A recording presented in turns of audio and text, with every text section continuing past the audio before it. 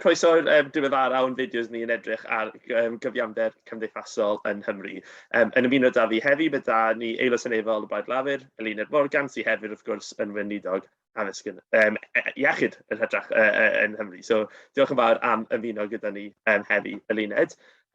Os na i ddechrau falle da'r cwestiwn cyntaf o ofyn, pam bod cyfiawnder cymdeithasol yn rhywbeth sy'n bwysig i chi? Wel, dwi'n meddwl bod hwn yn mynd nôl i'r ffordd ges i'n dwy'n i fyny mewn ardal oedd yn weddol tlawd, lle oedd yn had i'n fycer yn Rhelai yng Nghaerdydd. Oedd tua 30,000 o bobl yn byw ar ystad cyngor, ac oedd tua 30% o bobl yn ddiwaith ar y pryd ar yr ystad.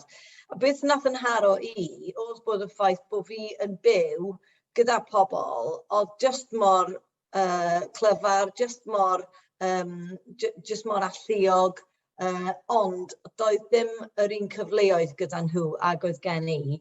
Ac o'n i just yn meddwl bod hwnna'n anghyfiawnder, ac o'r pwynt yna yn gynnar iawn, nes i benderfynu mae rhan o beth o'n i eisiau gwneud oedd i newid y sefyllfa, lle bydd yna gyfleoedd i bob un i o leia cael y cyfle i gyrraedd i potensial nhw.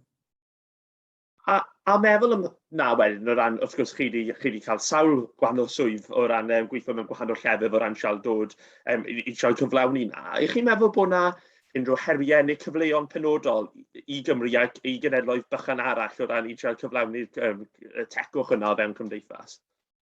Wel, i ni'n dechrau o sefyllfa, dwi'n meddwl sydd yn fwy anodd na lot o wledydd eraill, achos bod gyda ni poblogaeth sy'n fwy hen ac yn fwy sal na yn sicr nifer o rhannau eraill yn y Deyrnas Unedig.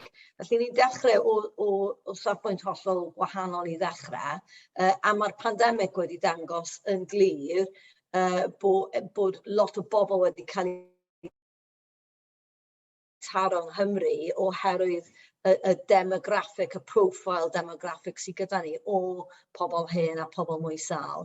A dwi yn meddwl hefyd ein bod ni, achos ein bod ni wedi newid o sefyllfa oedd yn weddol diwydiannol, i un lle i ni dal yn addasu, dwi'n meddwl, i'r byd modern, yn arbennig mewn rhai o'r ardaloedd o'r cymoedd yna ag ati. Dwi yn meddwl bod angen i ni sicrhau bod yna gyfleoedd i bobl yn yr ardaloedd yna, ac ein bod ni'n rhoi gobaith i bobl yn yr ardaloedd yna.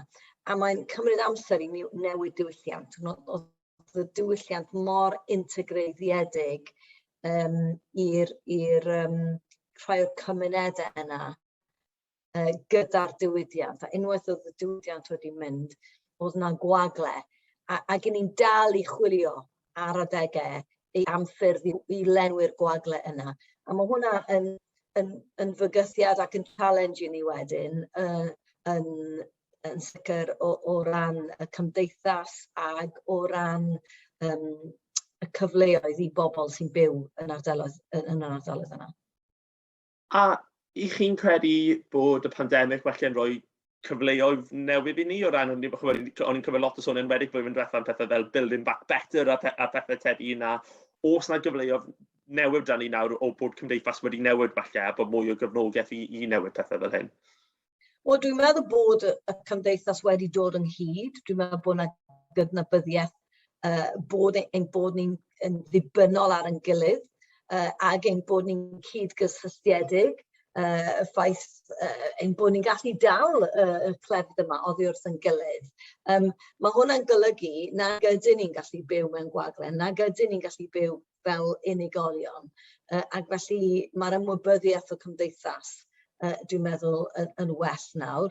Mae'r ymwybyddiaeth o rôl Cymru a'r gallu i Lywodraeth Cymru i ymyrryd yn y gymdeithas. Mae hwnna wrth gwrs wedi newid mewn ffordd eitha radical yn ystod y pandemig.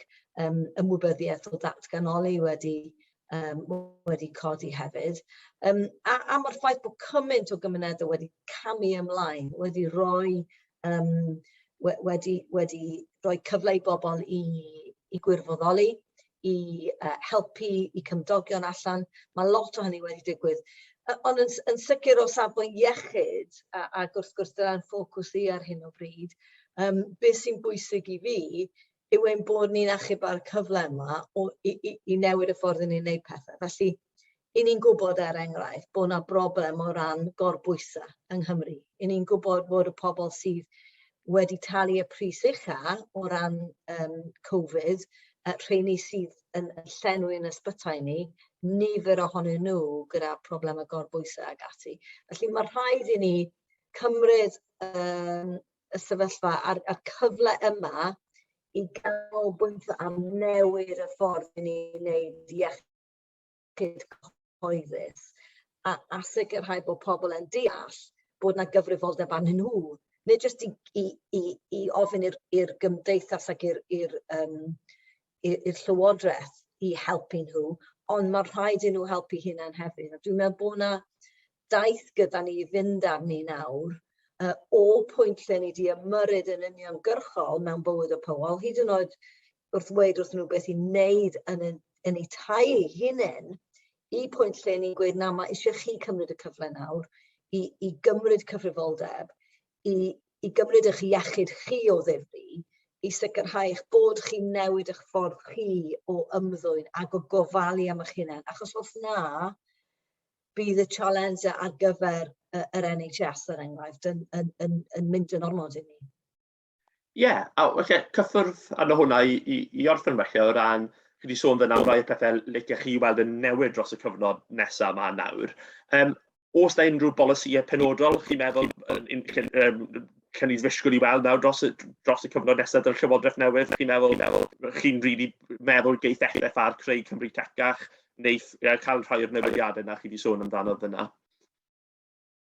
Wel, dwi yn gobeithio yn sicr o safbwynt iechyd y byddwn ni yn canolbwyntio fwy ar iechyd cyhoeddus, ar y pethau yma sy'n atal iechyd gwael.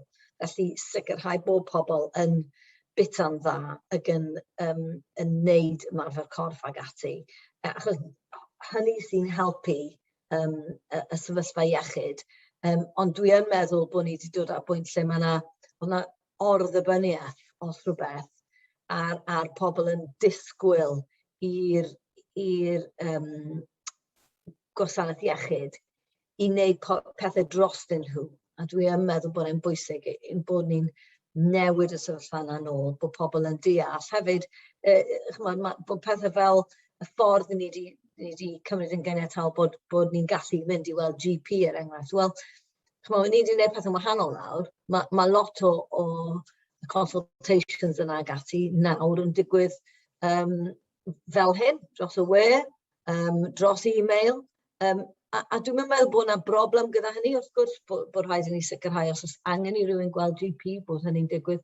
Ond mae pethau wedi newid, a beth dwi ddim eisiau gweld yw bod ni'n camu nôl i'r ffordd oedd pethau'n cael ei wneud cyn y pandemig. Ie, wel gwych. Wel, diolch yn fawr am roi'ch amser i siarad yn ei bwrdd yma.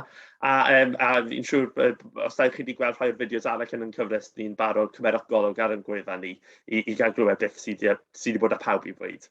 Diolch yn fawr. Diolch.